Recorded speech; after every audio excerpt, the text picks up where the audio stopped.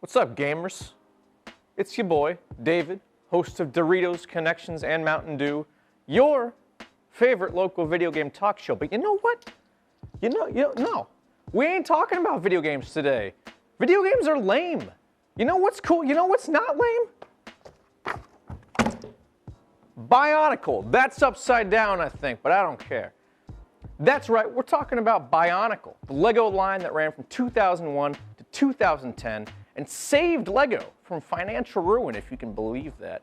We're not going to talk about that. We're not going to talk about Lego's financial decisions. We're talking about lore today, ladies and gentlemen. I'm going to teach all you youngins about the lore of Bionicle. Now, right off the bat, we ain't going in chronological order because I don't want to. And we're also not going to be covering all 9 years of storytelling because we'd be here for hours. Heck, we might still be here for hours, depending on how in-depth I want to get with this. So, we're going to be covering the first 2 years of the Bionicle story, 2001 to 2002, the Quest for the Mask saga, and the Bohrok Swarm saga. So, before we start off, we got to establish kind of where we are in the Bionicle story. Like I said, we're not doing this chronologically. In fact, where we're starting, and in turn where Lego started back in 2001, is actually surprisingly close to the end of the overall story. So, what I'm going to do to start us off, I'm going to quickly read a passage from the first Bionicle Jr. novel by C.A. Hopka, Tale of the Toa. It's the opening passage of the book. It serves to tell the reader, and now you, the viewer, what the universe is kind of like. What's going on, you know? What is this place all about? In the book, it's read as this kind of like legend, folktale kind of thing. In the film, Bionicle Mask of Light, which we're not going to get to today, an abridged version of this legend is narrated by the character Vakama, who we will get to. So, without further ado, in the time before time, the Great Spirit descended from the sky, carrying we, the ones called the Matoran, to this island paradise. We were separate and without purpose, so the Great Spirit blessed us with the three virtues: unity, responsibility, and duty. This was shortly changed to unity, duty, and destiny, which I think has a much better ring to it, and I think everyone thinks it has a better ring to it, hence why the name change stuck. We embraced these gifts, and in gratitude, we named our island home Mata Nui, after the Great Spirit himself. I should have printed out a picture of the island of Mata Nui, but I didn't. Sucks. Picture it in your imagination, your minds. You can do that. You guys have imagination. That's the whole point of Lego. Our happiness didn't last forever. Matanui's brother Makuta, who we learn much later is actually named Pterodax, and Makuta is actually the name of his species, so I'm going to refer to him as Pterodax from here on out. Pterodax was jealous of the glory and betrayed him. He cursed Mata Nui, who fell into a deep slumber. Pterodax's power dominated the land as fields withered away, sunlight grew cold, and ancient valleys were forgotten. Still, all hope was not lost. Legends told of 6 mighty heroes.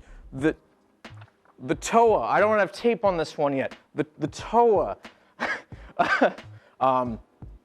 who are initially just referred to as the Toa, but once we meet other Toa teams later on in the story, they are officially renamed as the Toa Mata. Anyways, the Toa, who would arrive to save Mata Nui. Time would reveal that these were not simply myths, for the Toa did appear on the shore of the island. They arrived with no memory, no knowledge of one another, but they pledged to defend Mata Nui and its people against the darkness. So, we have Tahu, Toa of Fire,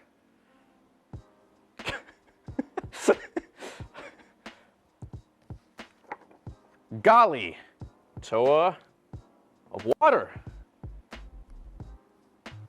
Onua, Toa of Earth, Lewa, oh God, Lewa, Toa of Air, Pohatu, Toa of Stone, and finally, Kopaka, Toa of Ice.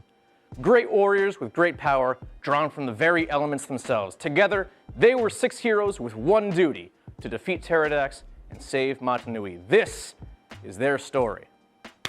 Now, before we get to the Toa story, we have one more character we have to establish who will be very, very important later on. He's still pretty important now, but he will become even more so. So let me get rid of all this crap. We don't need it right now. We'll need it in a little bit, but we don't need it right now.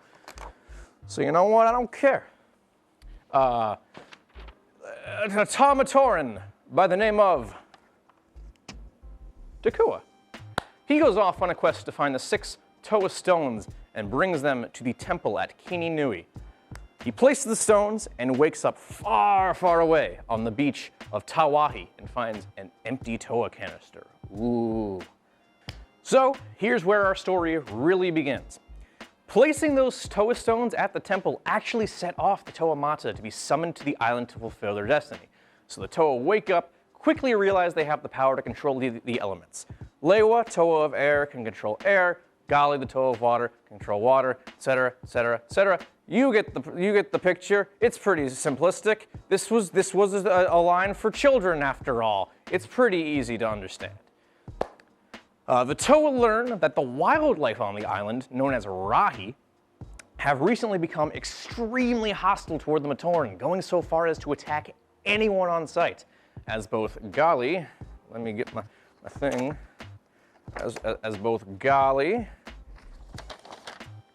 and Kopaka find out the hard way. Being attacked almost immediately after waking up by a Tarakava and Nui Rama respectively. I don't have pictures of those either.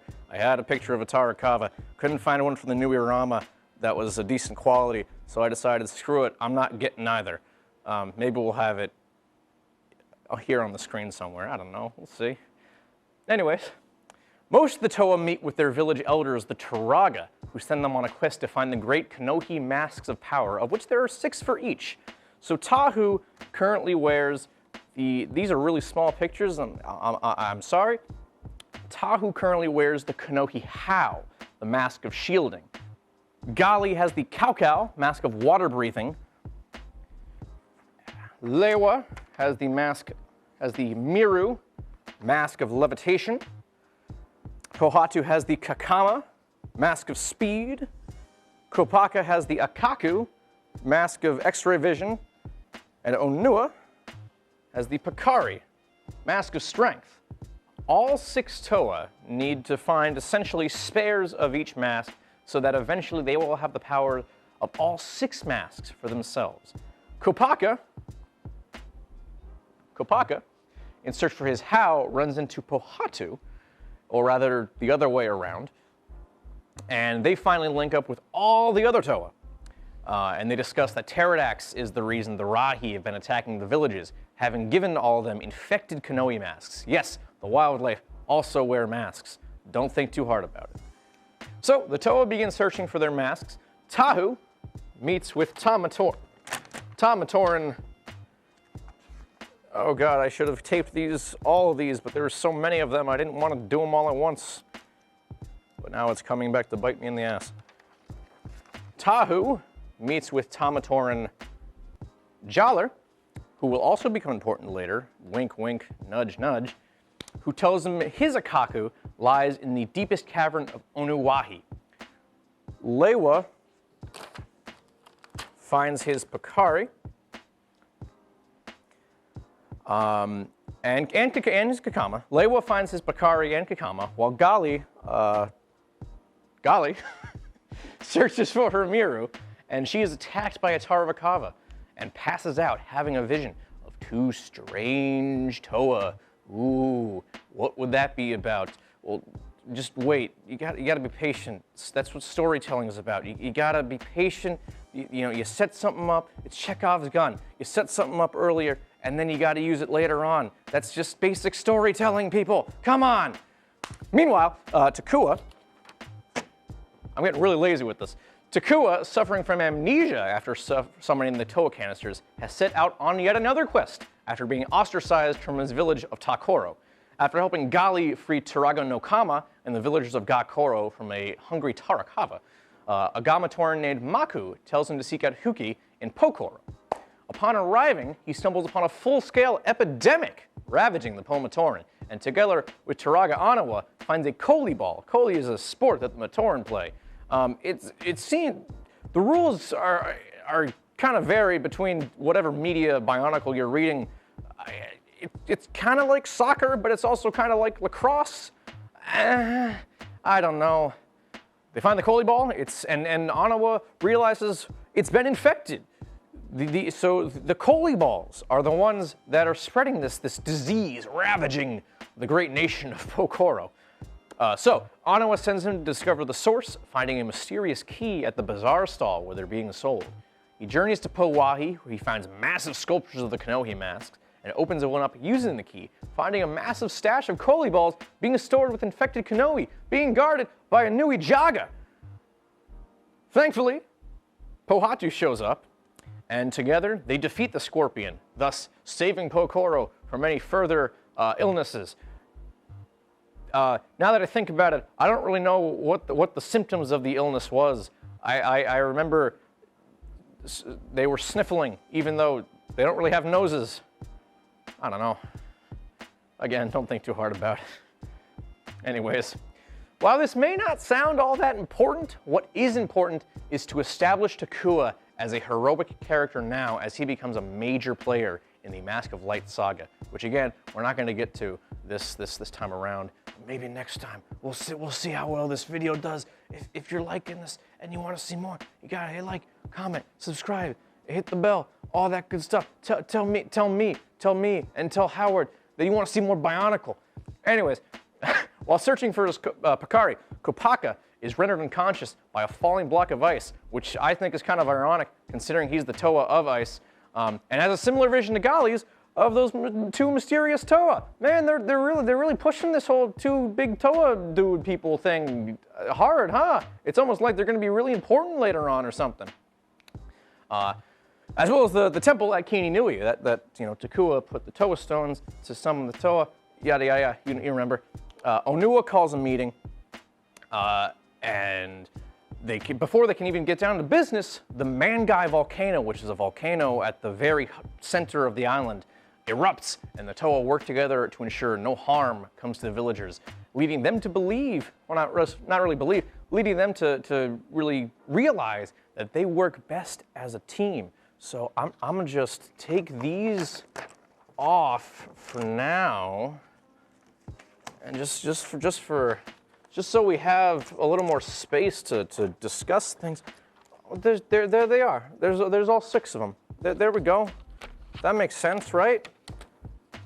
Less clutter on the screen, less clutter on my whiteboard, that's for sure. So Takua, where'd he go? Takua journeys to Lewahi, sorry, my bad, where he learns that many of the Matoran, as well as the Turaga Matau, have been captured by the Rahi. I keep mentioning the Turaga. I totally forgot to print out pictures of them, which is a shame because they become really, really important in the 2004 storyline. Oh well, we can talk about them on the next time. I dropped this. Together with a Lei Matoran named Kongu, which I do have a picture of here. I don't know why I printed out a picture of Kongu and not the Turaga, because Kongu's not all that important just yet. He will be, but he's not yet. There's Kongu. There he is. So together with the Lei Matoran named Kongu, he leads an assault to rescue them, with Matau telling him that Lewa has fallen victim to Pterodax's infection. Oh no! He's evil now. What the heck's gonna happen there? So let's get him back up there. He's evil. He's evil now. Grr. Thankfully, our good buddy Onua arrives and uses the Kanohi Matatu, the mask of telekinesis, to knock the infected mask off of Lewa and save him. So he returns to Takura, that is, returns to Takoro and meets up with Jaller. Where did Jaller go? There's Jaller. Bye, Kongu. Hello, Jaller. Oh no, where'd the tape go? Oh no, that's not good. That's fine. That's fine. Anyways, he meets Jaller, who instructs him to travel to Kowahi to check up on a missing band of Takoro guards. He finds Kopik trapped in ice, Komatoran. He's not that important, so that's why I don't have a picture of him. So Kopik tells him that the Takoro guard were lured into the ice by pterodax and frozen to death. Yeah, that's right. People die in Bionicle. It's a kid's line, but people die. This is serious. Take it serious. Have some respect, for God's sake. Anyways, Kopik brings him to Turaga Nuju, who only speaks in a series of clicks and whistles. Unfortunately, Nuju's translator, Matoro. Oh boy, Matoro. I keep going on about how some of these characters are going to be more important later on. Matoro is like the most important, man. He's gonna like, that's upside down. Matoro might honestly be the most important character in the saga, maybe second to Tahu, but Matoro is very, very important. Not important for a long time, like 2006. And again, we're on 2001, so it'll be a while. Anyways, he's currently out hunting, so they can't understand Nuju. So Takua and Kopik go to find him, and they find Kopaka. Yeah, we'll put him right there. They find Kopaka doing battle with a Muwaka, which is a big it's kind of a panther-esque Rahi. They're big. Again, no pictures. I thought, did I not? No, I didn't get pictures. I didn't get pictures of any of the Rahi apparently. Oh well, they're not really important after this year, anyways. So they watch Kopaka commit animal abuse, and then they all return to Nuju, who tasks Takua with forming a chronicler's company to protect the Kini Nui Temple, while the Toa go down to confront pterodax, which he does, convincing a number of the Matoran he met along his journey, including Kapura, Tamaru, Kopik, Maku, Hafu, and Taipu. Again, they're not that important. I don't have pictures of any of them. Because after this, the Battle of Kini Nui, they're really not important. They don't really contribute to the story at all. They're just kind of there. I'll get to it. So at this point in the story, all six Toa, all of them, I'm going to take these down because all the Toa are together for the rest of the story of this year. We'll leave Takua up because he's going to be taking part as well. Don't worry. So all six Toa have completed their Kanohi collection. They bring them to Kini Nui, placing all the masks on an altar where they all combine to form Golden Kanohi, masks that have all the powers of all six individual Kanohi at once. So they don't have to keep switching back and forth between masks. They can just use all of them because, that's what the masks were the collectibles for 2001. We'll get to that. So anyways, Takua and the Chronicler's Company arrive shortly after because the Toa were like, oh, well, we can't go down to face pterodax. There's gonna be Rahi coming after us. What are we gonna do? And that's why Takua comes up and he's like, hey, don't worry, Toa. Me and these basically children. They're very childish in personality from all the story media, as far as I can tell. Anyways, me and these literal children will defend against these dangerous wildlife. Don't worry. Go do your thing. It'll be fine. So the Toa are like, all right, cool. See you later. And they go down. They go down into Kini Nui, entering Mangaya, pterodax's lair. Ooh. And they encounter two. Where are they? Here they are. They encounter two very dangerous Rahi, the Mantis Crabs, and they totally overpower the Toa. They're getting their butts handed to them, and then Kopaka and Gali, they're like, wait a second, Chekhov's gun. It's what are those two big Toa? Well, let me tell you, let me tell you what they do, my friends and compatriots. They straight up, I should have done this before, God. They straight up, let me get these guys off here, they're done now. They straight up fusion dance into the Toa Kata, Akamai and Werua. Using their newfound power, the two easily defeat the crabs, get out of here. and ultimately they separate back into the 6. They weren't there for that long, but it's a thing they can do. It's a thing they can do. Anyways, Pterodax sends out 6 Shadow Toa to battle them, and literally just the Toa, just in all black. Basically, I don't even think you can really see any of the details on there. There's all shadow, because that's Pterodax's whole thing. He's shadow boy. Anyways, they struggle against their doppelgangers before accepting the shadow as part of them, and they proceed to finally confront Pterodax himself. Oh God, the tape fell out of the thing. Okay, we're good. Don't worry about it. So they confront Pterodax, who takes the form of an entirely infected Matoran before becoming. Well, the reason I should mention the reason he comes as a Matoran, because he's trying to play a sick prank on the Toa, because the Toa are duty bound to protect the Matoran. So he's like, hey, what are you doing? You're gonna beat me up, a little kid? And Kopaka goes up to Tahu. He's like, nah, don't listen to him. This dude's a bad dude. Kick his butt. And he's like, oh, well, in that case, I'm gonna become this swirling vortex of darkness. So, yeah, the Toa muster one final blast of elemental energy and vanquish Pterodax for the time being, but not before he warns the Toa that, and I quote, "You cannot destroy me, for I am nothing." Meanwhile, Takua, our good pal Takua, he snuck down into Mangaya to just kind of watch this whole thing unfold, because at this point he's the chronicler, and as the chronicler, it's his job to chronicle all the events of the Matoran universe. So he's got to watch this to see how it goes, because otherwise he ain't doing his job. He ain't getting paid for it, but it's his job. It's for future generations, as it were. You know what I mean? So anyways, he watches the thing. Pterodax is gone. Get out of here, Pterodax. We don't need you. Go away. And the lair collapses. The Toa are gone. The Toa get out of here. But oh no, Takua's trapped. What is he gonna do? He survives. It's okay.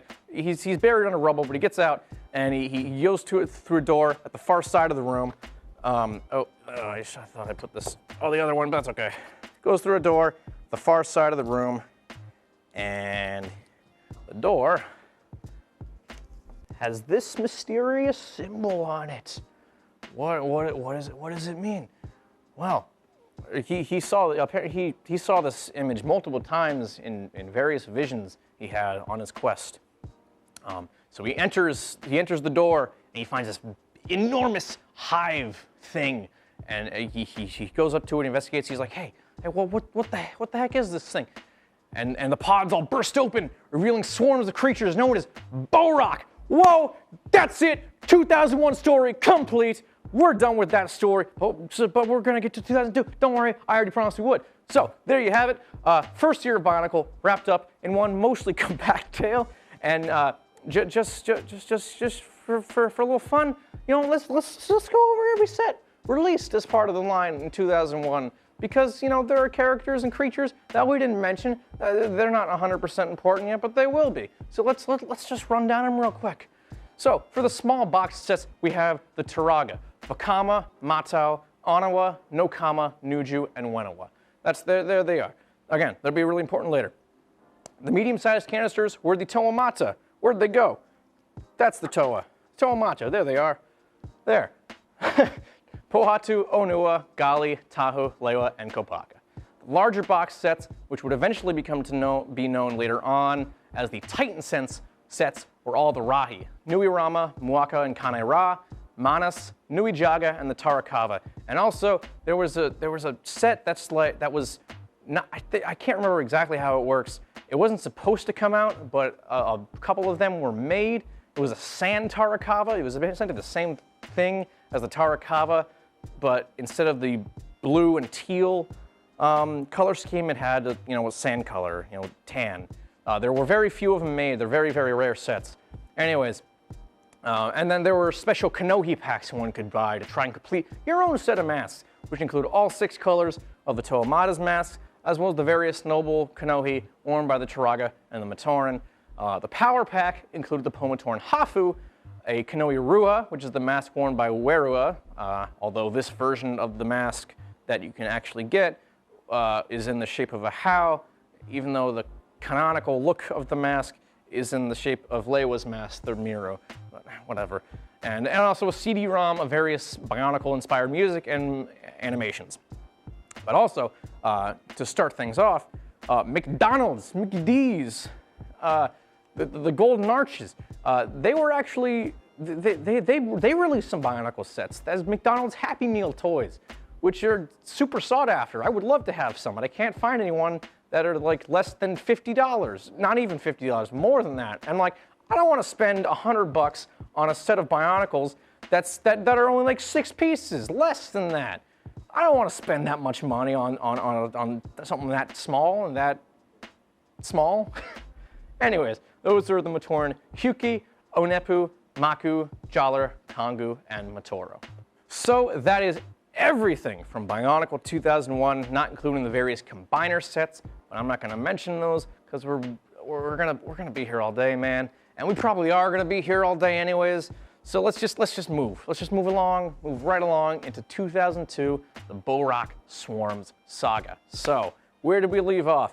Takua, he's in Man Guy. He sees the Borak come. He sees him going out. He hightails it out of there. He doesn't want any part of that. So he escapes Man Guy. He meets up with Turaga Vakama. He's on the beach of Tawahi waiting for him. And they walk back to Takoro together to celebrate the Toa's victory against Pterodax. Yay! Island saved. All the Rahi are cool now. I mean, they're still animals that are kind of dangerous, but they're not going out of their way to attack people.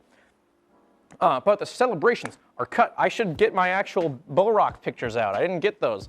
Oh man, I'm just so unprepared today. Goodness gracious. Okay, I'm gonna take this down. We don't need that. Actually, don't need that at all anymore. The celebrations, you know, because the unsaved, yay, celebrations are cut short by the arrival of not 1, but 2 Borak swarms.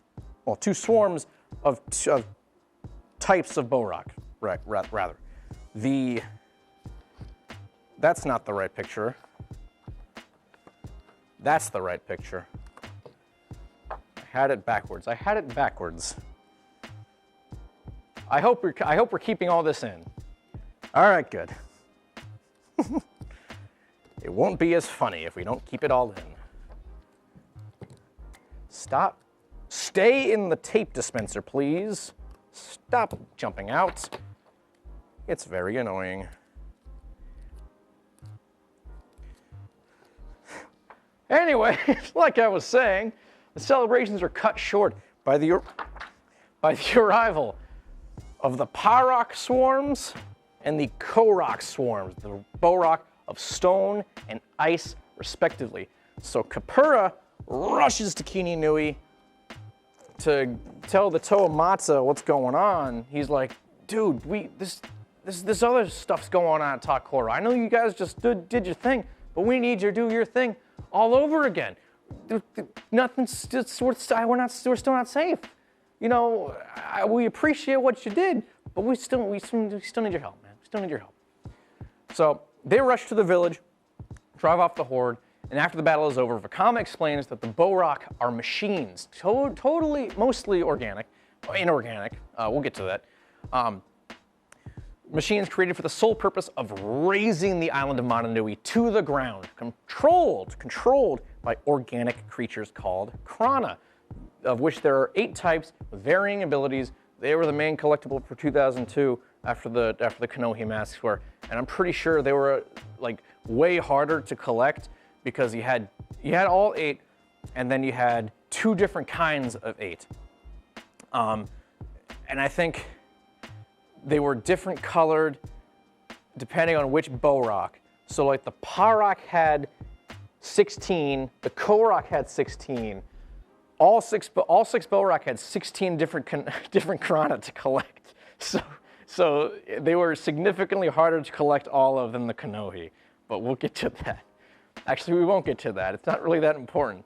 I don't know why I'm going off on such a tangent on that. Whatever. Anyways, Vakama sends them on another fetch quest to collect the 8 Krana in order to drive off the swarms for good. Okay, so Pohatu, man, everything is just all over the place, huh? Where are you, Pohatu? Where's our pal Pohatu? That's not Pohatu. That's Pohatu. Pohatu, they're all separated now. We don't need them. Goodbye.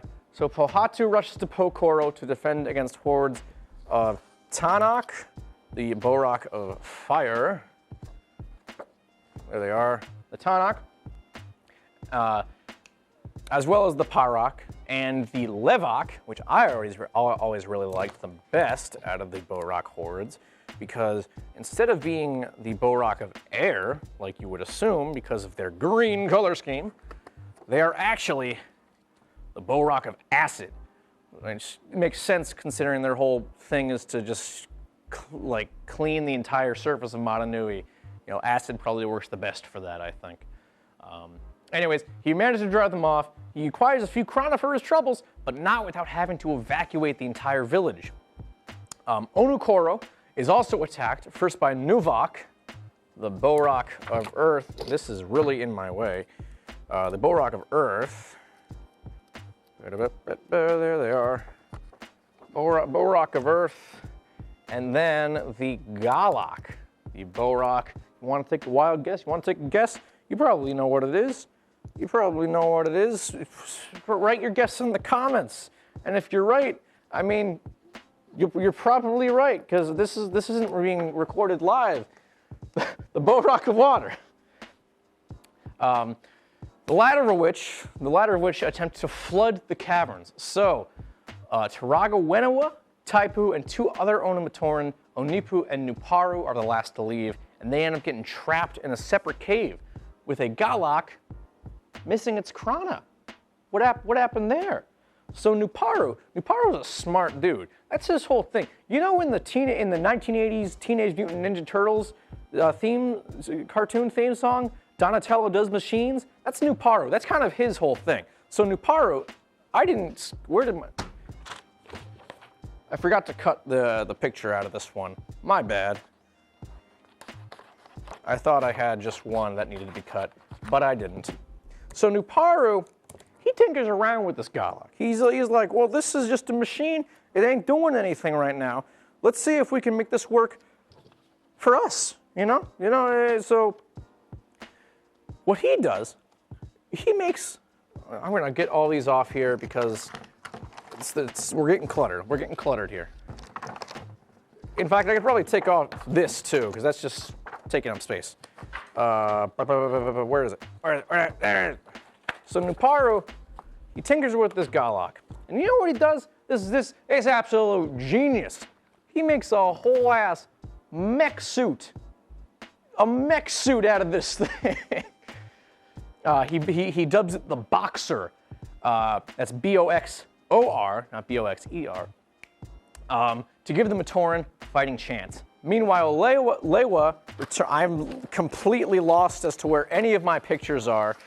There's Lewa. Lewa returns to Lake Koro, only to find the entire populace under the influence of the Krana. Oh, right, the Krana have mind-controlling abilities, as well as being able to control the Borak. If your mask, your Kanohi gets knocked off, and a Krana latches onto your face, which is like what, that was one of the big play things that the Borak sets had. You could like, if you put open their faceplate and did the gear thing they had, because their head shot forward if you push the lever on their back. So if you put the faceplate down and did that, the Krana would launch forward. So it's like, it's cool. They're toys. That's the whole point. Anyways, but yeah, Krana they can control your mind. So, having not heard from the Toa of Air for quite some time, Onua, he journeys to Lewahi to check on him, just to see what's going on. He's like, hey man, you okay? Everything good? Well, guess what? Everything's not good because Lewa's under the control of a Krana as well. You know, deja vu, man. Like, Lewa just gets the short stick of everything, huh? Oh well. But instead of using brute force to free Lewa from the creature's control like last time, Ever-wise Onua convinces Leiwa to break free his mind by himself because, as a Toa, Leiwa is stronger than the Krana. Success! As Leiwa tears the Krana free and replaces it with his golden Miro, he warns Onua that they have to act fast, or there ain't gonna be nothing left of Madanui before long. So meanwhile, Takua, what am I doing here? Like why did I do it like this? I don't know. So Takua, along with Nuparu, who's still up here, thank God. I don't have to search through that mass of crap again. And his ever-growing army of boxer mechs, they launch a mission to free the rest of the Lematoran. So the Toa regroup.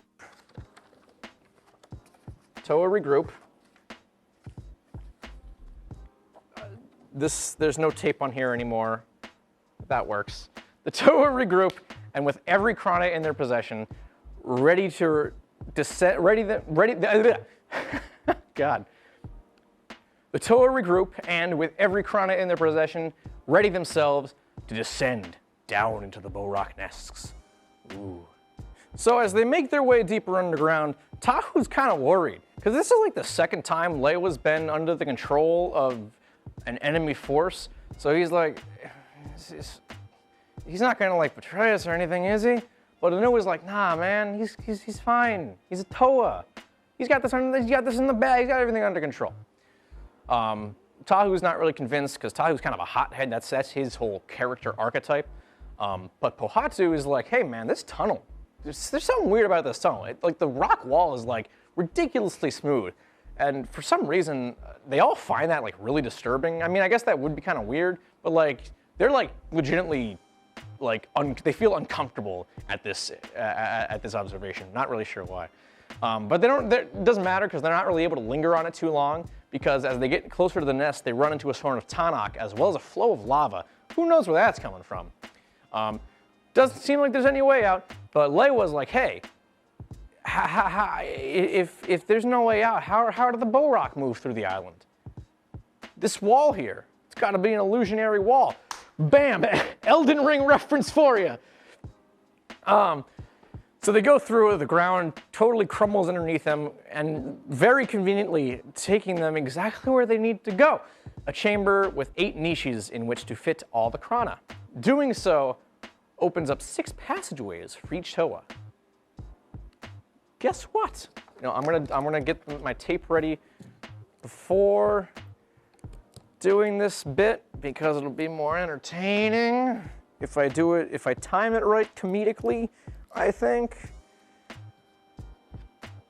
So where do these passageways go? Guess what? Nuparu and the other Matoran? They ain't the only ones with mech suits, baby. The Toa find massive exosuit armors known as Exo-Toa. So they strap in, move on to the next chamber to confront the Barag. Kadok and Gadok, the two queens of the Borak swarms. There they are. The Toa end up fighting a losing battle, driving them closer together with blasts from the Exo-Toa. So a shield forms around the two because, the closer they are together, the more powerful they are. Sure, whatever. And they use their psychic influence to toy with the Toa. So Golly's like, hey, what's going on here? I can't use my elemental powers. I want to shoot water at them, but it ain't working. And she realizes that the Exo-Toa, they're hindering the elemental powers. So they get out of the Exo-Toa, they get rid of them, because they're like, this ain't helping, this ain't doing anything. So really the Exo-Toa weren't useful at all, really. What was the point? I don't know. So using their elemental powers, the Toa seal the Barag in a cage of protodermis. Protodermis is a synthetic element that makes up basically everything in the Matoran universe. Meanwhile, above ground, while all that's going down, Takua arrives with the Boxer army along with Jaller. That's right, this still doesn't have tape on it. Oh well, that's okay. That didn't work, whatever. There we go. while Taraga Anawa leads the Pomatoran across the water in boats. Oh, Jaller brings the Takoro guard with him as well. My bad. So Maku and 2 other Gamatoran, Hali, who I don't have a picture of, but she will be important later, and Kotu attempt to destroy the causeway leading into the village before the swarm reaches them. A swarm of Parak attempt to break through, almost killing Maku with flying debris, but Hyuki steps in and saves her. So Jaller, Hali, and Takua doubt that the causeway, doubt that destroying the causeway will keep the Borak out for long. Spoiler alert, it doesn't. A battalion of Parak Va, the Borak Va, are scouts for the swarm and carry spare Krana if need be. They arrive and replace the Parak swarm's Krana with Krana Vu, allowing them to fly right over the barricade. Wow, what was the whole point of making a barricade in the first place? Thankfully, right at this moment is when the Toa managed to trap the Barag, effectively ending the threat of the Borak. So back underground, the Toa, this will be the last time I'll show this picture. It's not going to be important for very much longer. The Toa aren't even given a second to celebrate their victory. The ground crumbles beneath them once again, and they are plunged into pools of a mysterious substance known as energized protodermis. So they eventually rise out of the pool. They don't die, thankfully. You know, they are kind of the main characters of our saga. So they don't die. They eventually rise out of the pool, fully transformed. Let's just get all this out of here, because we're just about done. Let's get all this out. They rise out of the pool. New weapons, new armor. They ain't the Toa Mata anymore. They have been transformed into the Toa Nuva. Look at that. Toa Nuva, ready to even better defend Mata Nui and its inhabitants, whatever may come. But that is a story for a different time, as this concludes the second year of the Bionicle story. And once again, real quick, let's just go over the sets released in 2002, because it's fun. I want to do it. Shut up, you have no say in this matter. You're an audience member. I'm running this show. I'm actually Howard is, because he's the one controlling the cameras, but I'm the host. I say what I say goes. So, small box sets were the Borak Va, Galak Va, Korak Va, Levak Va, Pyrak Va, Tanak Va, and Nuvak Va. Medium-sized canner sets, of which there were 2 lines, were the Borak, Parak, Nuvak, Galak, Tanak, Levak, and Korak, and the brand new Toa Nuva, Onua Nuva, Lewa Nuva, Pohata Nuva, Gali Nuva, Kopaka Nuva, and Tahu Nuva. Larger sets were the Boxer, which actually included Nuparu, the Exo Toa, which could actually fit the Toa Mata sets into the suits for, maximum playability. It's very cool. The Barag Queens, Kadak and Gadak, and the Bionicle Master Builder set, which had pieces to build all kinds of Rahi creatures. 2 collectible packs were released, one with just Krana, and one with Krana as well as the Kanohi Nuva, because spoiler alert, for the next one of these we do, a big part of the 2003 story is the Toa Nuva finding their Kanohi. Again. But that'll be for next time when we cover the Borak Kal and the Mask of Light sagas, both of which actually take place in the 2003 year. So the next episode we do of this is probably going to be just 2003 rather than 2003 and 2004, because you thought this was a lot of story? Oh my God. The whole reason Bionicle was canceled as a line to begin with in 2010 is because LEGO was like, there's so much story here, it's too much for new fans to get into. We can't do this, so they stopped the line. Anyways, I've been David. This has been the first 2 years of Bionicle condensed into one almost hour-long video at this point. I hope you enjoyed. I enjoyed. This was a lot of fun. It was very chaotic, and I kind of liked that. That was fun. So hopefully next time it'll be less chaotic. It probably won't be, but that'll be it for today. Once again, I'm David. Goodbye.